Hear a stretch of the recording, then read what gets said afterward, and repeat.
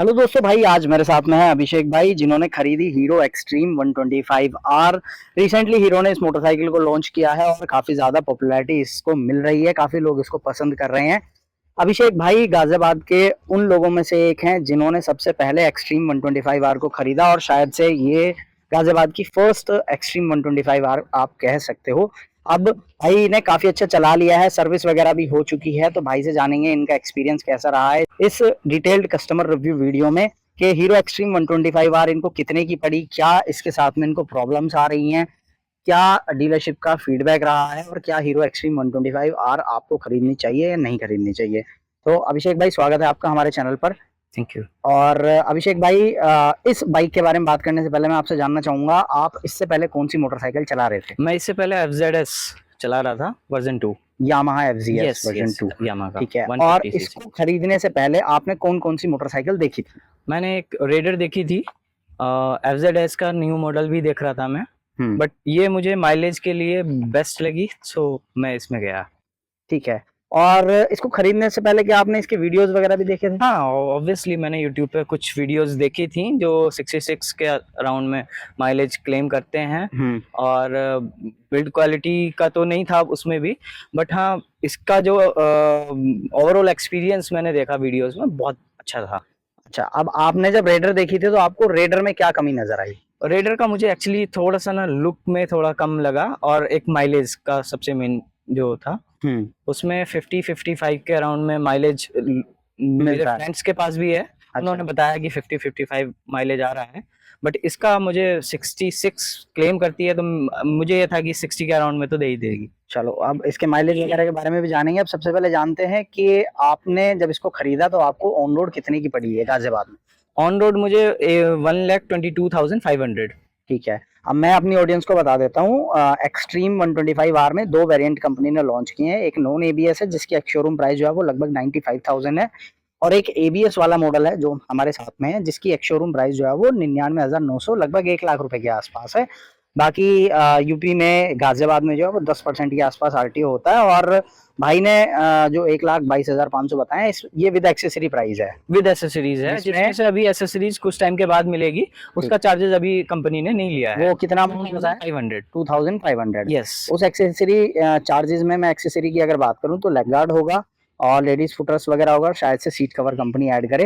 हालांकि भाई को अभी वो डिटेल नहीं दिया ना कि क्या एक्सेसरी मिलेगी। नहीं, अभी ऐसा कुछ वो तो लिया नहीं है। यस। ठीक है, तो वो चीज ऑप्शनल चली जाएगी अब, कि एक्सेसरी आने के बाद भी अगर ये चाहे लगवाना तो लगवा सकते हैं, अदरवाइज नहीं लगवाते। हाँ, तो उनकी चॉइस रहेगी, ऑप्शनल है। ठीक है भाई।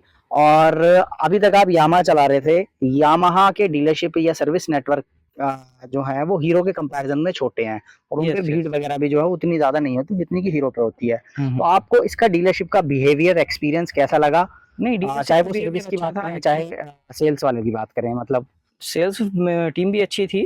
उनसे काफी टाइम से इंटरेक्शन चल रहा था मेरा। मैंने पहले प्री बुक कर रखी थी बाइक, सो मुझे कोई भी इशू ऐसा नहीं, तो मतलब अच्छे से आपसे वो बात कर रहे थे, अटेंड कर रहे थे। यस। ठीक है। नहीं तो ये सवाल इसलिए था, बहुत बार क्या होता है ना कि कंपनी का अगर कोई प्रोडक्ट पॉपुलर हो जाता है ना, यस, तो फिर डीलरशिप वाले कस्टमर को उस तरह से अटेंड नहीं करते हैं। उनका ये रहता है कि अब तो बिकी रही है, ये नहीं लेंगे तो कोई और लेगा। एक्चुअली इस बाइक के सिर्फ 7 ही मॉडल आए थे जिसमें मैंने पहले से ही बुक कर के रखी हुई थी बाइक, तो इसीलिए आपको मिल गई है। हाँ, मुझे ऐसा कोई इशू फेस करने के लिए नहीं मिला। ये मैं आपको एक चीज बता दूं, आपने खरीदी, आपको मिल गई स्टार्टिंग में क्योंकि आपने बुक भी करा रखी थी। अभी जिस डीलरशिप से आपने खरीदी है उस डीलरशिप का ही एक्सपीरियंस बता रहा हूं मैं। उनके पास इस बाइक को लेकर बहुत डिमांड है, कस्टमर बुकिंग भी करा रहे हैं, लेकिन उनके पास उतनी बाइक नहीं आ रही है कि वो उतने ज्यादा डिलीवरी दे पाए। मतलब जब मैं इस बाइक आती है और सेम डे डिलीवरी हो जा रही है। हाँ, जब मैं इस बाइक को लेने गया था तो मैंने कई और जगह पे भी पता किया था, लाइक नोएडा और नियर बाई के कई शोरूम्स पे बाइक अवेलेबल ही नहीं थी, नहीं मिल के पास भी।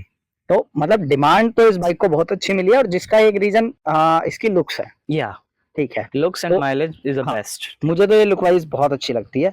अब आप मुझे लुक्स और माइलेज के अलावा इसके इंजन के बारे में बताओ, क्योंकि ये 125cc सेगमेंट का नया इंजन है, हीरो ने नया डेवलप किया है। तो इंजन को लेके आपका क्या फीडबैक है? मतलब कैसा है, स्मूथ है, वाइब्रेशंस क्या है? नहीं, इंजन बेस्ट है, मुझे ऐसा कोई चीज भी इसमें फेस करने के लिए नहीं मिली। जैसे मैं 150cc से सीधे 125 पे आया था, थोड़ा सा पावर में मुझे वो तो मिला है, बट हाँ, 125 सीसी के लिए बेस्ट है ये। 125 सीसी के हिसाब से मतलब अच्छी Yeah, है। बेस्ट। और अगर आप हाई स्पीड की बात करें तो स्टेबिलिटी वगैरह आपको हाँ, कैसी अगर लगती है? हम मतलब 70 75 80 तक हम इस बाइक को लेके जाते हैं, हमें कोई भी इशू देखने को लिए नहीं मिलता है। लाइक 5 to 7 सेकंड में हम लोग 70 कर जाते हैं क्रॉस। और अगर हम जाते हैं 90 के ऊपर तो इसमें मुझे स्लाइटली थोड़े से वाइब्रेशन देखने को मिलते हैं, क्योंकि स्पीड थोड़ा ज्यादा हो जाती है 120। बिल्कुल। और अभी जैसे बाइक नई है और इस मोटरसाइकिल में बहुत सारी सेगमेंट फर्स्ट चीजें भी हैं, जैसे कि एलईडी प्रोजेक्टर लैंप और या, एलईडी टर्न इंडिकेटर। रात के समय में आपने चलाई होगी तो लाइट का हाँ। फीडबैक कैसा है? लाइट बहुत अच्छी है, लाइट में कोई इशू नहीं है। लाइक जब इसका हाई बीम हम ऑन करते हैं तो अच्छा प्रोजेक्शन है। अच्छा आता है, विजिबिलिटी अच्छी है। ठीक है। विजिबिलिटी और मतलब रोड पे मतलब अच्छा दिखता है या आपको लगता है कि हाँ थोड़ा सा अप या डाउन है, मतलब उस हिसाब से हाँ, नॉर्मल मतलब हाई है, अच्छा अच्छी है। दिखती है लाइट? हाँ, क्योंकि ये सेगमेंट में Yes. प्रोजेक्टर जो है वो फर्स्ट है इस बाइक के Yes, साथ में। yes, yes. इसके अलावा एलईडी तो आपको दूसरे बाइक्स में मिल जाएगी, सकती है, लेकिन but प्रोजेक्टर हाँ। नहीं मिलता है। तो इसलिए मेरा ये लाइट वाला क्वेश्चन था। तो अभी सर्विस करा चुके हैं आप? हाँ, फर्स्ट सर्विस में करा चुका हूँ। आप भाई माइलेज बताओ, फर्स्ट सर्विस से पहले क्या था और सर्विस के बाद? फर्स्ट सर्विस से पहले तो मुझे इसमें 30 से 35 के आसपास माइलेज भी देखने को मिला। ओके। बट थोड़ा सा मुझे पावर में भी थोड़ा सा फ्लक्चुएशन कई बार बंद पड़ जाती थी, और फिर से स्टार्ट करनी और ये चलता था। लेकिन हाँ, फर्स्ट सर्विस के बाद बहुत सारे चेंजेस मिले। लाइक मुझे जस्ट डबल, लाइक 60 के अराउंड में मुझे इसका माइलेज मिल रहा है अभी। और जो पावर की भी, जो फ्लक्चुएशन की बात कर रहा था मैं, वो अब देखने को नहीं मिलता। एंड भाई इसके ब्रेक्स कैसे हैं, क्योंकि आपने एबीएस वाला अच्छी मॉडल है, खरीदा है? ब्रेकिंग बहुत अच्छी है इसकी। जैसे भी हाई स्पीड से भी मैंने एक दो बार, लाइक इससे पहले जो FZS थी उसमें मुझे थोड़ा सा एबीएस नहीं आता है, तो उसमें मुझे दिक्कत महसूस हुई थी ब्रेकिंग के टाइम पे। बट इसमें मुझे वो चीज नहीं देखने को मिली। एबीएस होने की वजह से ब्रेकिंग काफी इंप्रूव हो जाती है। FZS जो थी मेरे पास वो वर्जन 2 थी, इसलिए उस टाइम पे एबीएस चलता नहीं, एबीएस नहीं आता था। यस। ठीक है, अभी स्टैंडर्ड हो गया है 150 सीसी अगर आप ले रहे हो, मतलब हाँ, वो 125 सीसी से ऊपर किसी बाइक में जाते हो। लेकिन हाँ 125 सीसी सेगमेंट में अगर आप देखोगे, स्पेशली जो प्राइस सेगमेंट इसका है, तो ये पहली मोटरसाइकिल है जो एबीएस ऑफर कर रही है, जो कि काफी अच्छी चीज है। सो ओवरऑल अब लास्ट क्वेश्चन है भाई, अगर कोई आपसे पूछता है कि भाई मैं एक्सट्रीम 125R खरीदूं या ना खरीदूं, तो आप उसको क्या सजेस्ट करोगे? मैं बिल्कुल सजेस्ट करूंगा उसको।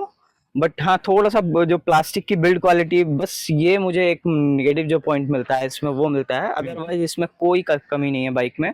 एवरेज, माइलेज वगैरह सब कुछ इसमें बेस्ट निकल के आता है। एक प्लास्टिक क्वालिटी आपका पॉइंट है? हाँ, बस इसकी जो थोड़ा सा प्लास्टिक की फिनिशिंग है, क्वालिटी है, वो थोड़ा सा इशू देखने को मिलता है। मुझे ऐसा लगता है कि जिस प्राइस पे ये बाइक आ रही है, यस, उसके हिसाब से शायद से प्लास्टिक क्वालिटी आप जज ना करें।